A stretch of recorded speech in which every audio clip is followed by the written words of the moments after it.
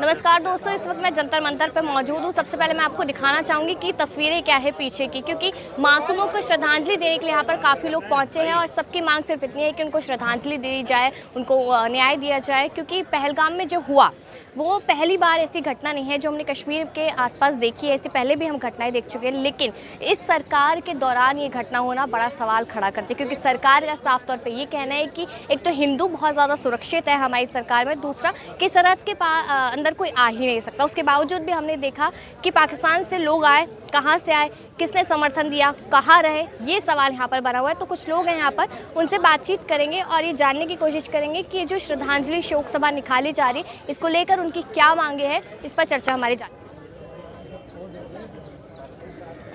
कि यहाँ पर तमाम लोग मौजूद हैं और जिनके हाथों में कैंडल भी है। कैंडल मार्च करने की वो लोग बात करते हुए नजर आ रहे हैं, क्योंकि पहलगाम में जो हुआ वो देखा नहीं गया। उसके बाद सारे सवालों के मन में ये थे कि यहाँ पर किसकी चूक हुई, किसकी गलती की वजह से हुआ, कौन कमज़ोर पड़ा, ये सारे सवाल यहाँ पर बने हुए हैं। इधर भी दिखाना चाहूँगी मैं कि काफ़ी लोग हैं जो कैंडल लेकर खड़े हैं और आतंकवाद ख़त्म करने की बात की जा रही है, मासूम को श्रद्धांजलि देने की बात की जा रही है। और साथ ही साथ इस तरीके की मांग भी है कि यहाँ पर जिन लोगों की जान गई है, 28 लोगों का आंकड़ा। हमारे साथ सबीना जी है, तो सीधा सवाल मैं करूंगी, कैंडल मार्च निकाल रहे हैं आप लोग, क्या मांग क्या है अब सरकार से? देखो, हमारी सरकार से मांग है, जिस तरीके से इन्होंने कानून व्यवस्था को खराब कर रखे हैं, सबसे ज़्यादा कानून व्यवस्था पे काम इनको करना चाहिए। अगर कानून व्यवस्था इनका ठीक रहता और कानून अगर व्यवस्था ठीक नहीं होता, अगर व्यवस्था ठीक होता तो इस तरीके से हादसा होता नहीं।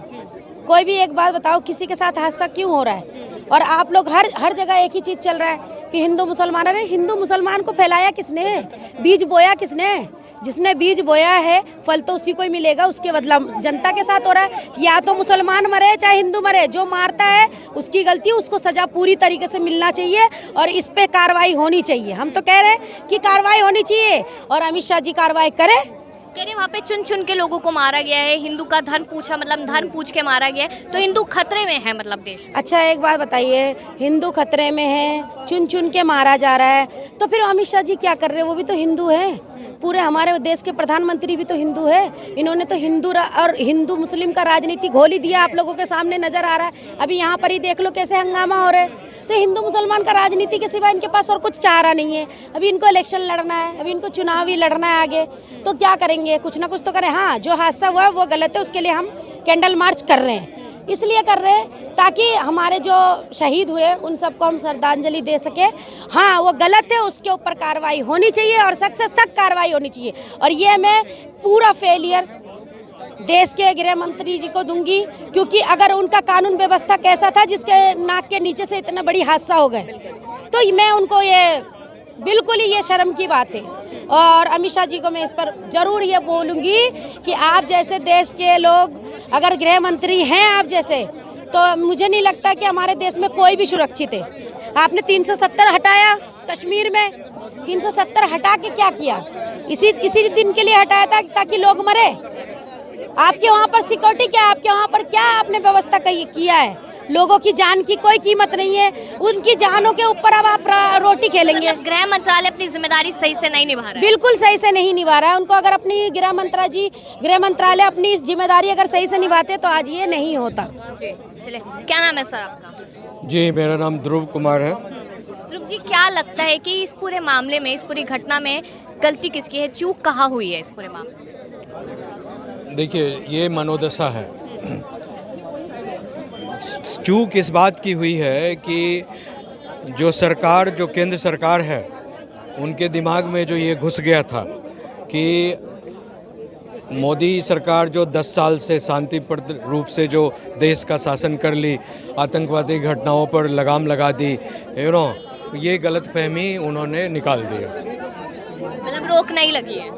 हाँ, रोक नहीं लगी आतंकवाद पे? नहीं, उनकी मनोदशा अभी भी वही है जो 1947 में ये कहकर पाकिस्तान धर्म के नाम पर उन्होंने लिया था कि हंसकर लड़कर लिए हैं पाकिस्तान, हंसकर लेंगे हिंदुस्तान, तो वो मनोदशा आज भी कायम है। जो जिहाद उन्होंने पहले चलाया था धर्म के नाम पर उन्होंने जो जिहाद चलाया था, वो जिहाद आज भी उनका कायम है, समझे।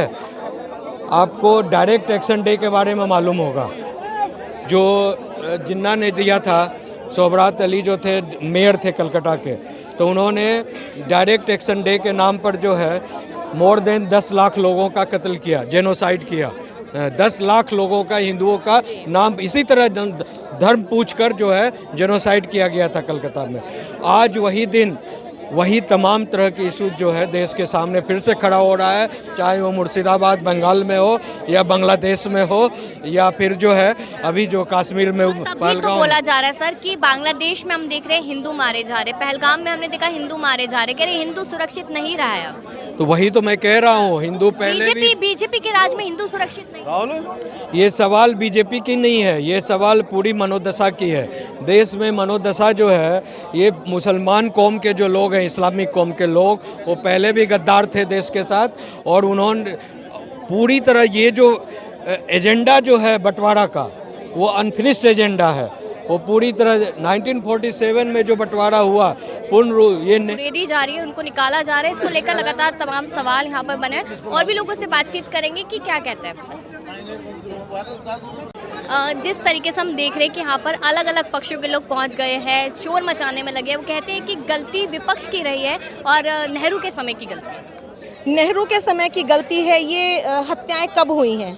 आज किसका समय है? आज मोदी जी का राज है पूरे देश में। धारा 370 हटाकर उन्होंने कहा था कश्मीर अब पूरी तरह से सुरक्षित है। क्या यही सुरक्षा है? जो पर्यटक अपने घर से देश का जन्नत, जो कहते हैं कि वो इंडिया का स्विट्जरलैंड है, वो घूमने गए थे, वो वापस नहीं आ सके अपने घरों में। उनके घर वालों से जाकर के पूछिए, मेरे रोंगटे खड़े हो रहे हैं ये सोच करके भी। आप उनके घर वालों से जाकर के पूछिए उन पर क्या बीत रही है। वो पर्यटक जो वहाँ पर एक खूबसूरत जगह का नज़ारा लेने गए थे, वो अपने घर नहीं आ सके, वो जन्नत को ही चले गए। और यहाँ कुछ जो दूसरे दल के लोग आए जो विपक्ष पे नाम लगा रहे हैं और इस्लाम की बात कर रहे हैं कि इस्लाम ने मारा, इस्लाम ने मारा है, मैं इस बात का कड़ा विरोध करती हूँ। आतंकवादियों का कोई धर्म नहीं होता। इंडिया का स्विट्जरलैंड है, वो घूमने गए थे, वो वापस नहीं आ सके अपने घरों में। उनके घर वालों से जाकर के पूछिए, मेरे रोंगटे खड़े हो रहे हैं ये सोच करके भी। आप उनके घर वालों से जाकर के पूछिए उन पर क्या बीत रही है। वो पर्यटक जो वहाँ पर एक खूबसूरत जगह का नज़ारा लेने गए थे, वो अपने घर नहीं आ सके, वो जन्नत को ही चले गए। और यहाँ कुछ जो दूसरे दल के लोग आए जो विपक्ष पे नाम लगा रहे हैं और इस्लाम की बात कर रहे हैं कि इस्लाम ने मारा, इस्लाम ने मारा है, मैं इस बात का कड़ा विरोध करती हूँ। आतंकवादियों का कोई धर्म नहीं होता। आतंकवादी सिर्फ आतंकवादी होता है, ना वो हिंदू होता है, ना मुसलमान, सिख, ना ईसाई। उनका कोई धर्म और कोई मजहब नहीं होता। और मोदी जी से एक बात कहना चाहूँगी, जितना ध्यान उनका दिल्ली की सत्ता हथियाने पे था, केजरीवाल जी को दोषारोपण करने पे था, उनके मंत्रियों को जेल में डालने पर था, इतना ही ध्यान अगर वो देश की सुरक्षा पर लगाते तो ना तो हमारे पुलवामा में अटैक होकर के हमारे वो 40-44 जो जवान हैं वो शहीद होते, और जो ये अभी निर्दोष पर्यटक जो घूमने गए थे, ना उनकी इस तरह से निर्मम हत्या होती। तो गृह मंत्रालय की नज़र रहती है हमेशा, इंटेलिजेंस की नज़र रहती है, तो आपको लगता है कि इसी चीज़ में कहीं ना कहीं चूक हो गई और ये घटना हुई? इसी चीज़ में चूक बता तो रही हूँ। उनका सारा इंटेलिजेंस, सारे ईडी, सारे सीबीआई, सारी खुफिया एजेंसी उन्होंने बस केजरीवाल जी के पीछे लगा रखी थी कि केजरीवाल कल्पेट है, केजरीवाल घोटाले कर रहा है, गबन कर रहा है। इसी चीज़ में उनका पूरा ध्यान था। देश की सुरक्षा पे तो ध्यान ही नहीं था। कभी वहाँ मणिपुर में कोई हादसा हो रहा है बहनों के साथ, कभी कहीं हो रहा है, कभी कहीं पर। इस तरह की घटनाएं आए दिन देश में देखी जा रही हैं। तो उनकी खुफिया एजेंसियों का ध्यान सिर्फ और सिर्फ मोदी जी की सुरक्षा पर है, और मोदी जी का ध्यान सिर्फ और सिर्फ सत्ता हथियाने पर है कि वो ज़्यादा से ज़्यादा राज्यों में अपनी सरकार बना लें, ज़्यादा से ज़्यादा विदेश यात्राएँ कर लें। उनका ध्यान सिर्फ इसी पर है। सारिका जी ना, मीनाक्षी सरोरा। राजनीति कितनी गिरी हुई है, कहाँ तक गिर सकती है, मैं उस पर कोई कमेंट नहीं करूँगा, लेकिन आम आदमी से हमारे समाज में, हमारे देश में दिन पे दिन। तो रवि, मेरा सीधा सवाल ये है कि पूरा मैटर हो जाता है, घटना हो जाती है, लेकिन सरकार कहती है कि मतलब चुप्पी साधे हुए नज़र आ रहे हैं लोग, ज़्यादा कुछ इस पर हो नहीं रहा है। किसकी गलती नज़र आ रही है? देखिए, मुझे लगता है कि ये समय किसी राजनीतिक घटनाक्रम का और आरोप प्रत्यारोप का नहीं है, लेकिन फिर भी यदि कोई सरकार गूंगी बहरी की तरह साधे हुई बैठे तो सरकार के कान में आवाज़ पहुंचाने के लिए विपक्ष को ये बताना पड़ेगा। और निश्चित तौर पर कहीं ना कहीं ये इंटेलिजेंस की फेलियर है, देश की सुरक्षा व्यवस्था की फेलियर है, देश के गृह मंत्री का फेलियर है कि देश के गृह मंत्री जो अपनी पूरी ऊर्जा विपक्ष के नेताओं पर सीबीआई, ईडी, इनकम टैक्स के दुरुपयोग में लगाते हैं। काश वो ऊर्जा सकारात्मक तरीके से देश की सुरक्षा व्यवस्था पर लगाते तो कल 26 लोगों की मृत्यु नहीं होती। कई माओं के आंचल सुने नहीं होते, कई बच्चे अनाथ नहीं होते, कई महिलाओं का सिंदूर मांग कर नहीं उजड़ता। लेकिन इन तमाम जिम्मेदारियों को केंद्र सरकार के जो सिर पर मढ़ा जाना चाहिए, ये बहुत ही अनैतिक तौर पर केंद्र सरकार हरकत कर रही है। और निश्चित तौर पर मुझे लगता है कि अमित शाह जी जो इस देश के गृह मंत्री हैं, उनको अपनी नैतिकता के आधार पर इस्तीफा देना चाहिए। हमें धर्म की बात नहीं करनी चाहिए, लेकिन जिस तरीके से तमाम जानकारियां सामने आ रही, बीजेपी वाले बयान दे रहे कि हिंदू को सिलेक्ट करके ही मारा गया है, तो हिंदू खतरे में है अब देश में। देखिए, बीजेपी वाले अपनी नाकामी को छुपाने के लिए कुछ भी कर सकते हैं। उन बीजेपी वालों से तो सबसे बड़ा सवाल है कि इस देश का गृह मंत्री कौन है। जम्मू कश्मीर केंद्र शासित प्रदेश है, वहाँ का लेफ्टिनेंट गवर्नर कौन है। बेसिकली बात है कि भारतीय जनता पार्टी के हैं, वो क्या कर रहे थे। अब एक मुद्दे को दूसरे मुद्दे की तरफ भटकाने के लिए इनका षड्यंत्र चल रहा है। लेकिन मुझे लगता है 2016 में जब नोटबंदी हुई तो केंद्र सरकार ने कहा कि नोटबंदी से आतंकवाद का कमर टूटेगा, धारा 370 हटेगा तो आतंकवाद का कमर टूटेगा, जम्मू कश्मीर को केंद्र शासित प्रदेश बनाएंगे तो आतंकवाद का कमर टूटेगा। लेकिन पिछले 11 साल में 56 से बड़ी आतंकी हमला हिंदुस्तान में हुआ और खास करके जम्मू कश्मीर में हुआ।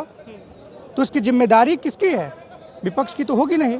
गृह मंत्री भाजपा का, एलजी भाजपा का, सारा तगमा भाजपा का। लेकिन ये बहुत ही बेशर्मी सरकार है। इनकी सरकार में 1,80,000 सैनिकों की कमी है, ये भर्ती पूरी नहीं कर पा रहे। और ऊपर से इन्होंने इस देश के सैनिकों को कमज़ोर करने के लिए अग्निवीर जैसी टूटी फूटी योजना लेकर के आए और अग्निवीर से कॉन्ट्रेक्चुअल बेस पे सैनिकों की भर्ती करने। तो निश्चित तौर पर ये सरकार की बहुत बड़ी फेल्योर है। केंद्र सरकार को अपनी जिम्मेदारियों से इस्तीफा देना चाहिए, गृह मंत्री को इस्तीफा देना चाहिए। कि बदला लेके रहेंगे, आपको लगता है कि घटना हो जाती है उसके बाद कहा जाता है कि बदला लेके रहेंगे? घटना होती रहती है, कहते हैं भाजपा वाले। देखिए, ये तो बहुत ही बेशर्मी की बात है कि कहते हैं कि घटना होती रहती है। पूरा देश इंतजार कर रहा है कि 26 लोगों की जो मृत्यु हुई है उनका बदला सरकार जल्द से जल्द ले।